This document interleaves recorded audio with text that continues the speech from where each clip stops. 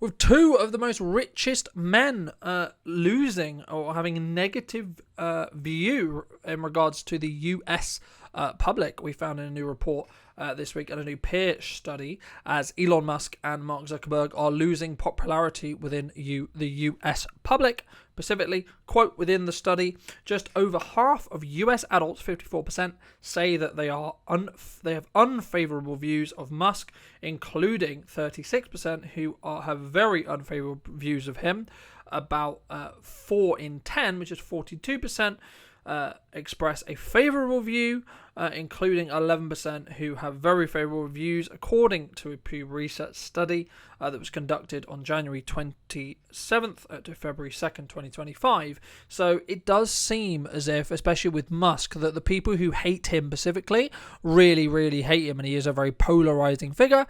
And we have sort of seen there's a level of links and level of concern regarding Tesla's not being bought or being boycott. We've also seen the stock drop. I mean, that's not in a vacuum, of course, because we're in a world where Trump is causing a trade war or creating a trade war with his tariffs in that respect as well. So that is also part of the reason why the stock is going down. But also we're in a position where I think a lot of people are seeing him as quite a polarizing figure in that respect. So I think this shift, and I think as he hadn't taken on Twitter and he hadn't had his double standards and had a lot of the issues that we've talked about on the show before, or some of his spats on Twitter, or used it as a mouthpiece, etc., or X, or etc., what you want to call it. I think a lot of people are in a position where they're actually just sick of his BS, you could say.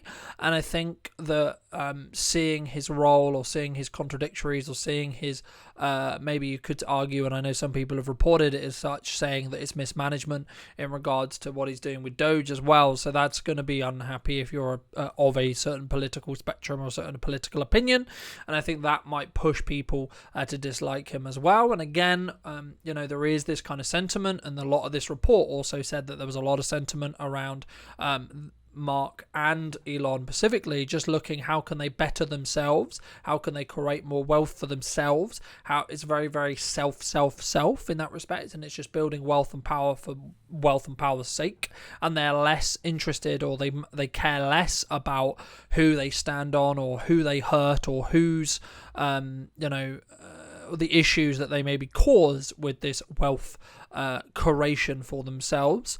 And I think it's an interesting thing, and it would be an interesting thing to wind the clock forward in, let's say, 6 months to see kind of, is the public sentiment, especially in the US, really going still against Elon or against Zuckerberg or not? Is it going to flip back the other way? Because they were, I would say, probably quite popular towards the middle of last year in some circles, especially in comparison to where this report claims they are now in that respect.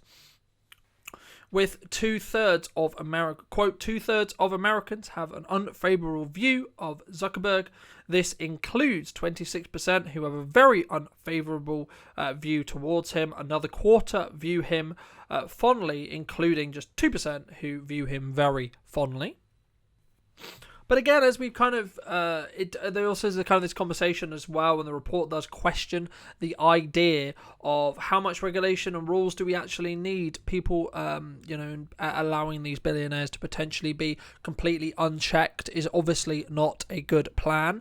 But where is that line? Some people are saying, we've gone too far with regulation and we need to pull it back. Others are saying, actually, no, we haven't gone far enough. And, the whole point of what Trump and Elon were meant to be doing, and potentially what Zucker's doing with a lot of his fact-checking side of things on Facebook, etc., was to help with people understanding, and maybe you could make the argument to say that they were actually looking, or potentially were promising, more regulation and more consumer safety, or etc. in that respect. And I know there's been a lot of conversation regarding that in the crypto space as well at the moment, but there is a level, I guess you could say, everyone's line is going to be different, and it really does depend on your life choices. It also depends on, I would say, on your actual ideology as a whole as well. So, I mean, I would love to hear what you think in the comment section down below. Personally, I think there's going to be a line it's hard to say. As I say, it's very personal to see where that line is, because some people, especially if they're more wealth-minded, or or at least their thoughts around it, or if they actually do have a lot of tangible wealth, they're going to be for less regulation. If they potentially are, the opposite way, or on a lower spectrum in that respect, then they would probably be more regulation, because they feel like they need to be protected more in that respect. But I would love to hear what you think in the comment section down below.